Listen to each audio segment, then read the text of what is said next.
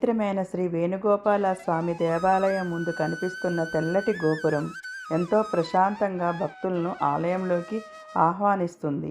ఇలాంటి గోపుర నిర్మాణాలు మన భారతీయ ఆలయ సాంప్రదాయాన్ని గుర్తు చేస్తాయి. ఇప్పుడు మనం గర్భగుడి వైపు వెళ్తుండగా కనిపిస్తున్న ధ్వజస్తంభం ఆలయంలో ఎంతో పవిత్రమైన స్థానం కలిగి ఉంటుంది. హిందూ దేవాలయాల్లో ధ్వజస్తంభాన్ని దేవుని వైభవానికి ప్రతీకగా భావిస్తారు. భక్తులు గర్భగుడిలోకి వెళ్లే ముందు ధ్వజస్తంభానికి నమస్కారం చేసి స్వామివారి దర్శనానికి వెళ్తూ ఉంటారు.